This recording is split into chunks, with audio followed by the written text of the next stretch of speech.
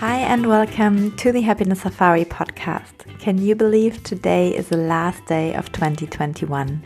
I hope from the bottom of my heart that this year was full of love, joy and happy moments. But maybe this year was also full of challenges and growth. I always like to end the year with some reflection, asking myself, what was good this year? What did I learn? What am I grateful for? If you think this was a challenging year, ask yourself my favorite question. I ask also all my guests on the podcast. What was the happiest moment you had this year? Maybe you will find that you had many happy moments. Maybe you can take your phone and scroll through your pictures, make a new folder and put all the pictures of the happy moments in there.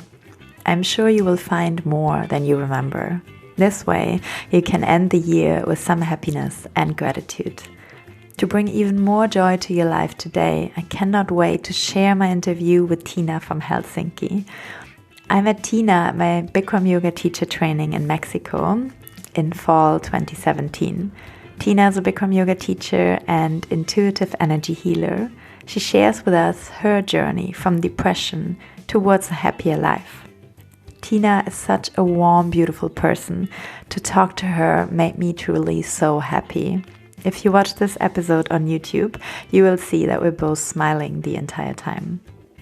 From this interview, you will learn how you can shift your state to get out of your lows, how you can stop being a victim of your emotions, how small acts of self-love can help you to feel calmer, and how you can find the gift in every situation. Now I cannot wait to share this episode with you. I hope you will get a lot of inspiration from this conversation. And in German we say, have a good slide into the new year. Guten Rutsch. I wish you all the happiness and joy in this world. I talk to you again tomorrow, but now enjoy the last episode of this year. Hi guys, today I'm so happy to welcome the lovely Tiina from Helsinki here on the podcast. Tiina, welcome. So nice to have you today. Thank you. Me, first of all, I was really thrilled to come and talk about this kind of topic that, it's very essential, I think, to all of our people's lives, something that we all are striving for and wanting. So yeah. Thank you for being here. So how are you today and where are you in the world? Yeah, so I live in Finland, and I am actually based in Helsinki, and at the moment I'm just sitting here at home. I'm going to go and teach yoga here in the evenings. I'm actually a Bikram yoga teacher, and this is how I met Nadine as well. We did the teacher training together. 9 weeks of a lot of sweat and tears and joy and laughter. Oh, yeah. So it's really nice to connect again. And so that's where I am today, and today feeling pretty okay. Okay. Yeah. Tiina, I have always my first question is, what does happiness mean to you? So I would say what I would define as happiness has changed a lot over the years. So I would say when I got out of teacher training, to me, happiness was this extreme euphoria. It was very much connected to, adventure, magic, and excitement. And now, over the years, what to me has started to become happiness, or what I define as happiness, is actually more and more a sense of, and that sense of peace is very much more so allowing all the good and the bad and the ugly to coexist at the same time, and still being able to sort of feel peaceful in that, because maybe now with the corona as well, if my happiness was very linked to the excitement I felt with traveling, or with I don't know, going to the teacher training, or even going to yoga at times, which hasn't always been possible now in the last few years, or other things, or like social gatherings. Now I have learned to define the happiness in a different way. And it's very much connected to peace, and not so much maybe what the external world looks like. Okay. So what you're saying is also, instead of kind of specific moments where you're maybe very high because you're experiencing something like attending, teacher training or traveling, it's also more like a genuine feeling of peace, or like more like a state of mind a little bit. It's kind of like, and I have good and bad days, I will tell you that. So this is definitely not like I worked this out and now I'm like pro and master of Zen. Absolutely not. I think we're all humans, and we're also here to feel and experience emotions. But I would say that less and less I have these really, really high highs and then the really, really low lows. It's more like they're starting to come a kind of more harmonious state, where I don't maybe react as strongly in a negative way if something doesn't go the way that I want. But also if something really happy comes, it's like I can feel really excited and happy, but it's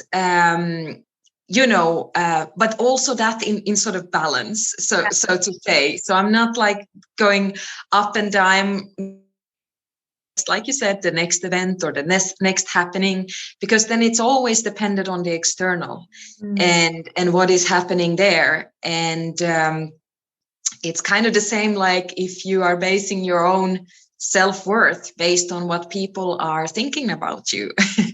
So and that's kind of with happiness as well. If it's based on events or what is going on in your life, it's not sustainable perhaps. So this is sort of the big shift that has been in the last few years for me. Wow, that's actually a big shift, because I think that's a shift we all have to make in a way to stop being dependent on all the external things. And also I think in terms of happiness, lots of people think that is actually something related to the outside world, and then kind of making that transition to understand that it's like an internal job, and that your inner happiness has not so much to do with like how it looks on the outside. And I feel like, when I was in a very dark place of my life, like everybody I've seen who was just, smiling or laughing, I was just generalizing, and, or like even on Instagram and thinking, their life is perfect. How can they be so happy and everything is good? But it's not that, that's just like a snippet moment of what you get from somebody's life, but you actually don't know how it really looks like inside. And I think striving for that kind of inner peace is like really really important, instead of chasing but absolutely. But I will also say that kind of this realization hasn't come like all of a sudden. I just it came like this out of the blue, and it's actually been a process. And that's, like you said, like not all people see that process that you are going through. They can see the finished product and where you are now in your life, and you look to be so stable and harmonious, have things together. But maybe, and I believe many people have done quite a bit of a journey to get to that kind of point. And me myself, when I was very much fluctuating from the highest to the highest to the lowest to the lows, like I had days when I was crying on the floor and just being so sad and so down, and then again super excited and super happy. And always so much drama in my life. And so it has been like a process that has taken years for me to get to where I am now. And I'm definitely still having good and bad days as well with that. But I think, so I think this is the important thing to remember. And for me, I think the changing point was just one day that I just didn't want this anymore. It was like you get to the point when you're like, I can't do this anymore. Like, this is so draining, and whatever it takes, I'm ready to change. I'm ready to shift. Wow. And then, it started to get a bit easier. Okay. So you made a conscious decision to change. And exactly. And become aware of your patterns. So you start to actually see, oh, okay, so this is how I react. And now I go into that drama again. But it's very hard when you're in the middle of it to kind of distance yourself, perhaps, and observe yourself. But when you are able to get to that point, you can really start to make these kind of shifts. Yeah.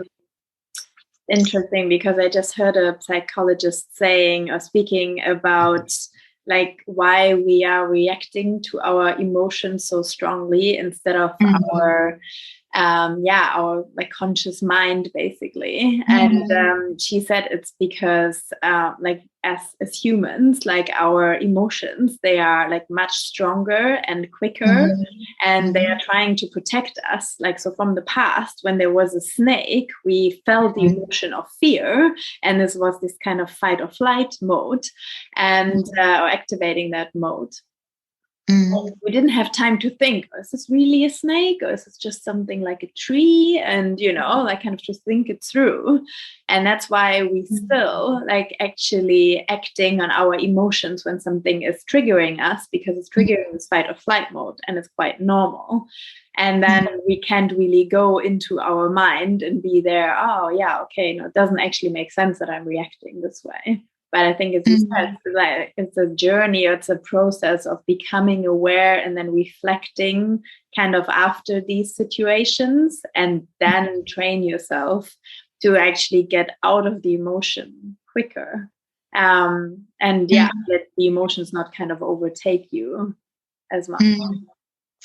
Yeah, and I think like what I would like to add here, like, I think our emotions are extremely important. They also often tell us something, like an important thing. But like you said, the key thing is there that like you can feel the emotion, and I think that's important. But usually our heads get stuck in a repeating loop. So we keep repeating that emotion. And so maybe that's sadness or those negative thoughts. So then it's like, it's not like you feel the emotion, and that's usually like a few seconds. It can be like a good relief. You have a cry and so on. But when you are in that loop about it, then it stays with you. It almost like you identify yourself with it. You become it. And that is the pattern that is like where your observing self is really helpful to try and change that, so that you're not a victim of your emotions, and they don't start to control and completely sort of ruin your life, as they did to me at some point. I think that's very interesting what you're saying. And actually, so regards to that, I would like to ask you if there was something. So you said it was a decision, and then things got better, but it's also awareness. But then, is there anything practically you've done to actually be happier, to get out of this loop, or to transform your life to where you are now? Yeah. So the things that have helped me is, well, first of all, I have also got support from like a coach. I would say like this has been extremely important for me to start to observe myself and how I react and am. But then also in the everyday life is this like it's very hard to stop and observe your reactions and emotions if you're constantly running around and being busy. Mm-hmm. So if you are just reacting, acting, moving, changing here and there, going from the one place to the next, and it's very easy to continue behaving in a certain way that you always have and being very reactive. So I had to consciously start to quieten my life overall and learn to really be with myself. And which was extremely uncomfortable at times. And I am known to being very impatient, always wanting to be on the go. So this has not been something that has come automatically or easily. But I practice with kind of small self-love acts. So anything from like taking a walk in the forest, or having a bath, or reading a book, or even doing a quick meditation. Those things that I would before think like, come on, like, what's the point of that? Like, I want to do the real work and not what does a walk in the forest, what's difference gonna that make? And I learned to see that all these really small daily routines or acts of self-love, that I call them, have had a huge effect on me being able to be more calm, observe myself, be present in the now moment, so not in my head over and over again, repeating that loop. And that has been the key, and also having help with a coach. Yeah. Okay, nice. So you're saying being in the moment, but also working with somebody to understand maybe your patterns more. Absolutely. And actually getting some help, but then also, I mean, slowing down life in general, and then maybe figuring out things that are good for you, like even if you don't think about that in the moment, but like being in nature or taking time to yourself. So in that sense, kind of practicing self-love. I think they're actually really useful tips for our audience. Thank you for sharing that. And then my pleasure. I have another question for you, and that's what was the happiest moment in your life? In my life? Whoa. Oh my God. Okay. I'm going to say, I mean, this is now so typical since I'm talking to you and we have this yoga story, but for me, I would say that one of the absolute happiest moments has been when I received that certificate and became a Bikram yoga teacher. And I will say why, because the journey of getting to that point was huge. Like I had, up until before I came to the teacher training, I had a lot of, let's call a massive personal crisis and many sort of setbacks. And actually to even have been able to afford the teacher training was a complete miracle. So when I had finally sort of taken this leave, from my corporate job, I even signed up for the training. I had no money. I had, I did not know how I was going to be there in I think it was 2 or 3 months before I signed up. And I just took that leap of faith and I followed my heart, and it was the best 9 weeks of my life. And in that time, I found back to myself, to hearing myself, my intuition. And I realized that when I listened to my heart, like everything would just, even if it seemed like it didn't make sense, it wasn't rational, everything would fall into place. I would feel more happy than I ever have. And those 9 weeks, they were really hard. We were really working hard and we were sweating a lot and there was very little sleep. And when it was done, I just kind of knew that that was the first day of the start of my new life. And that's why I feel so grateful and happy for that moment. Yeah. It's actually crazy because I did answer that question myself, I think 2 years ago or 1 year ago when I started the Search for Happiness Instagram channel, and I had the exact same answer. No, yay!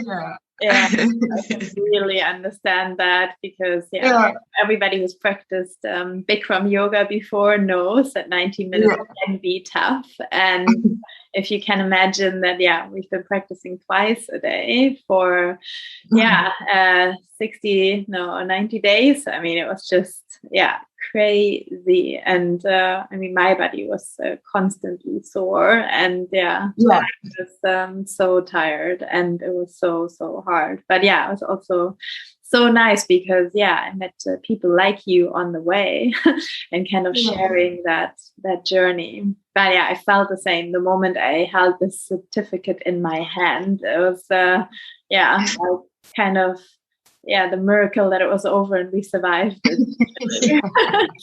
But also when Bikram actually said that from now on you have no passport and no religion and no country, basically, and you're part of this big family, and you can like teach that around the world. And it was like the ticket to something else, and also for me like the start of a new life. So and I remember, actually, I think was it on the last day, just a few hours before we were going to catch the plane away from Mexico. And I was in the canteen, and Bikram came up, and I remember I went to tell. I broke down in tears, let's be honest, and said something along the lines, "Well, thank you for helping me find myself." And he just said something about this ticket thing, like you said, and also I think it was like go out there, like you're teaching life. And that was something like, that's the gift that I got it myself, and now I'm here to share it with the rest of the world. So and I'm glad I met you there. I'm so happy you met there. So. And then you're planning to open a studio in Finland eventually. Absolutely. Eventually in the future, hopefully sooner than later. So this has been a really nice project that has tested all my possible ways of patience. This has been like, if I needed to learn about patience in my life, oh my God, this studio project has been my number one teacher.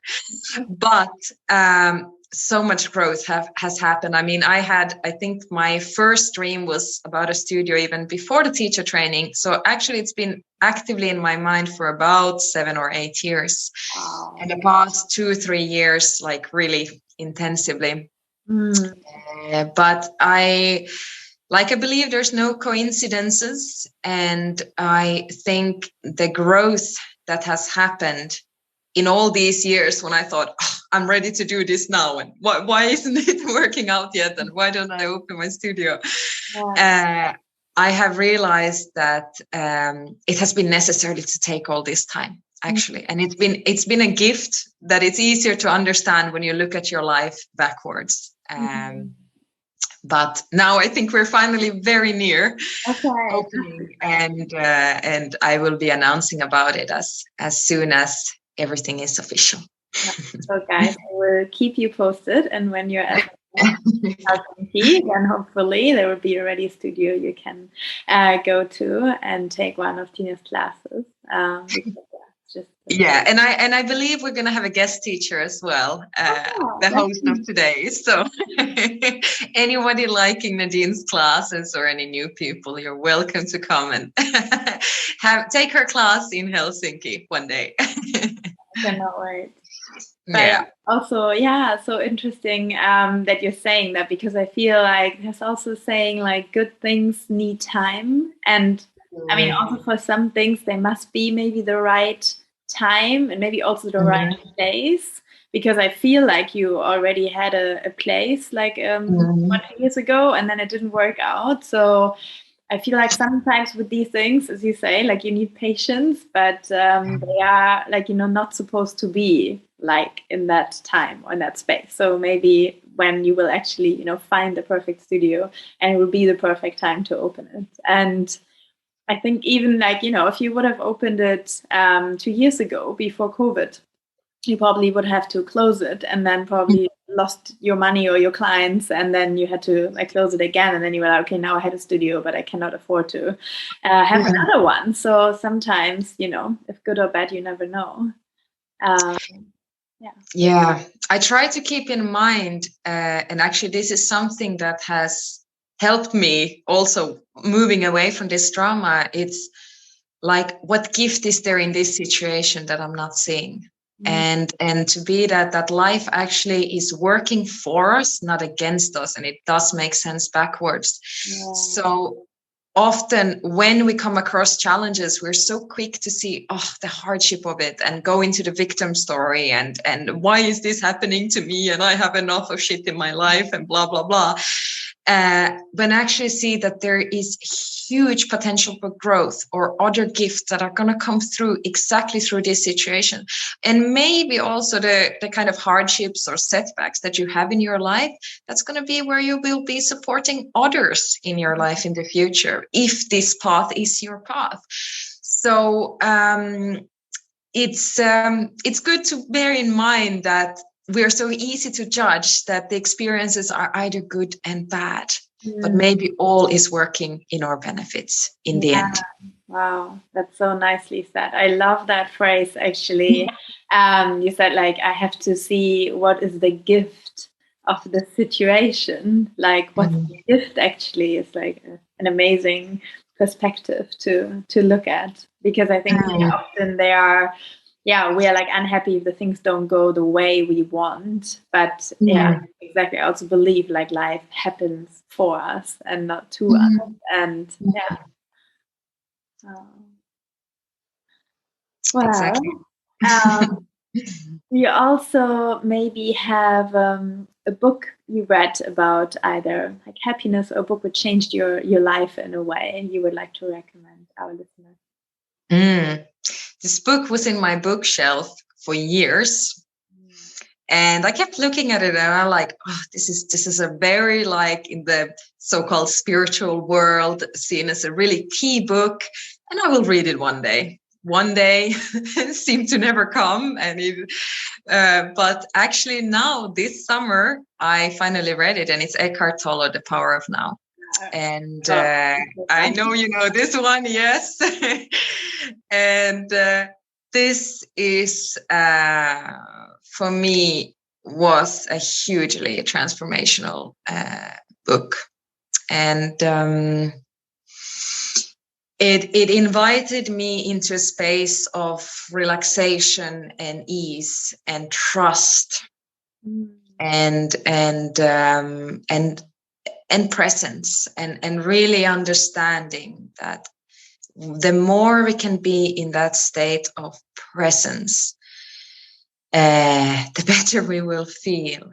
All the sort of drama, unnecessary noise and up and downs, it just kind of loses its importance or whatever. And so this is I cannot recommend this highly enough, and you want to read it with time, because there's a lot of wisdom on each page.